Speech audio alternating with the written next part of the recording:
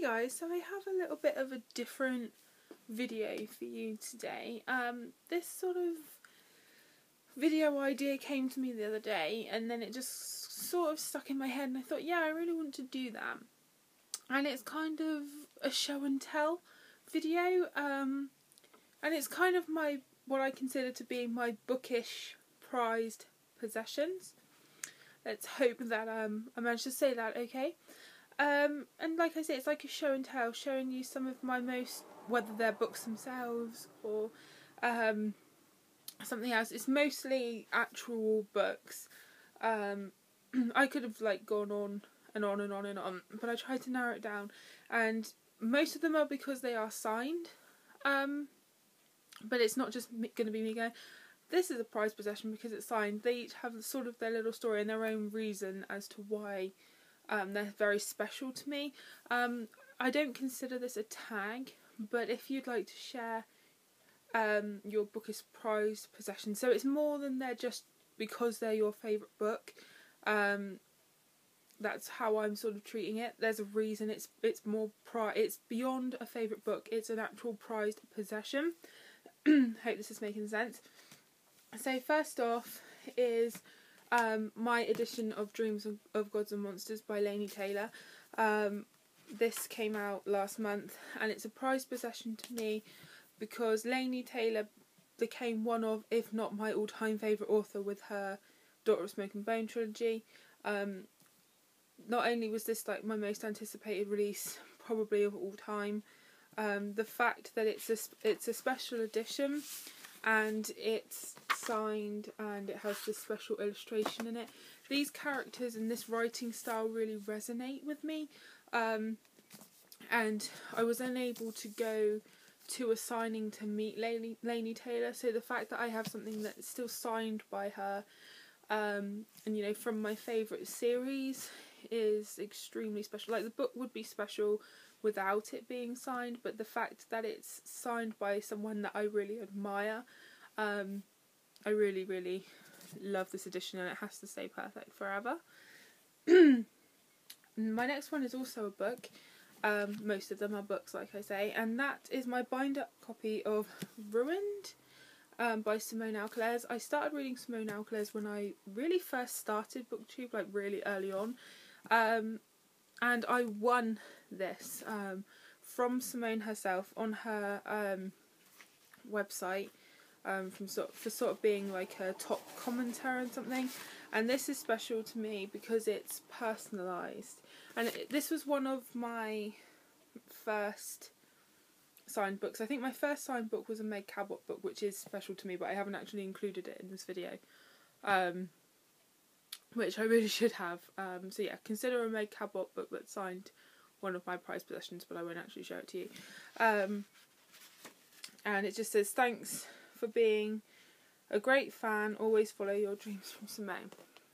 So that really meant a lot to me because at the time she was a new favourite author of mine, and the fact that I won it, I hadn't really won books before, the fact that I won the book, that it came signed, was awesome. Then I'm going to show, I have a signed copy of The Fault in Our Stars. So do a lot of people. It's special because obviously The Fault in Our Stars is a very emotional, very compelling read.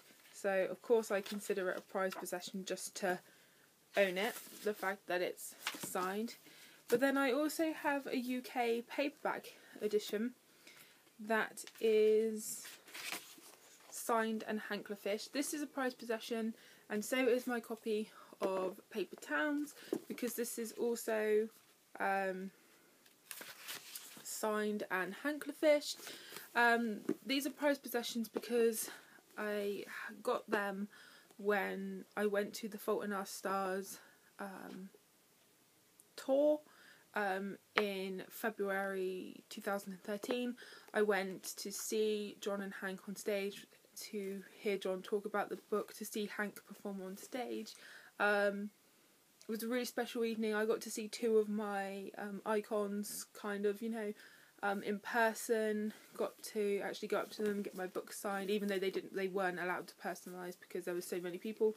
The fact that they signed them They just remind me of that whole evening, and that's why they're prized possessions. I then have Angel by L.A. Weatherly. This is a signed, so it's not really a special edition. It's an arc, and they numbered them. So this is 8 of 100, and it's actually signed by L.A. Weatherly.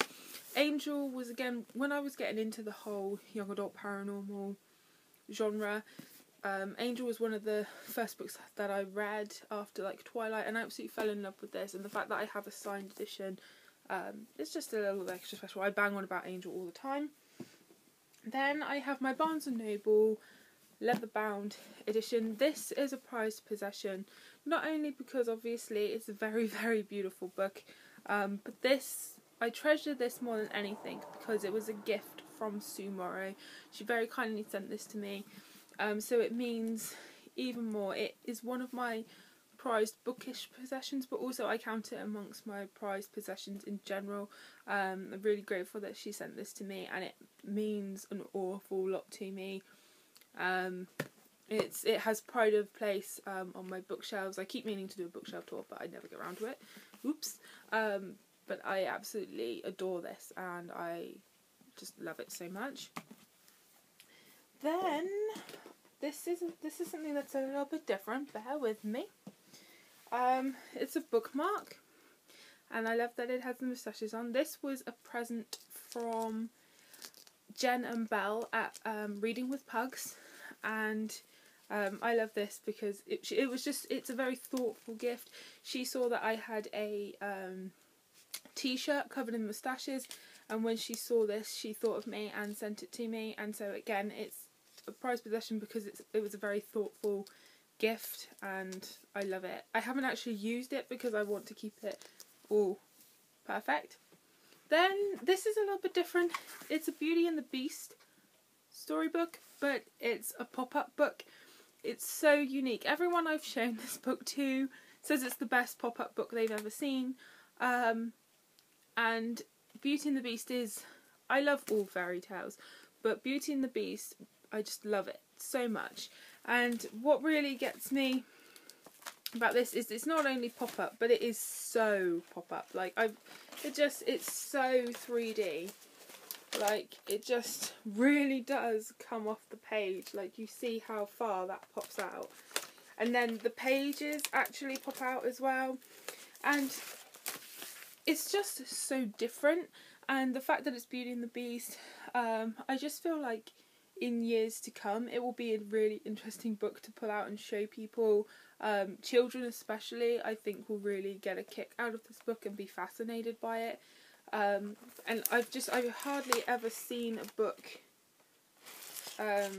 like it since. I know they do other books, but I mean, that is just so, I just love it so much.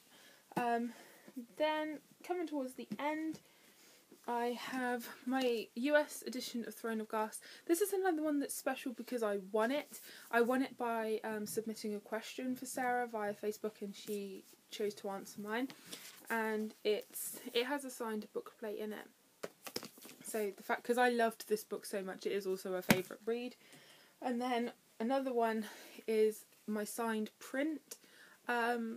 This is a signed print for the second book, Crown of Midnight, and I mounted it and framed it myself. But it's just something bookish that's on my wall. I like to have bookish things all over my walls.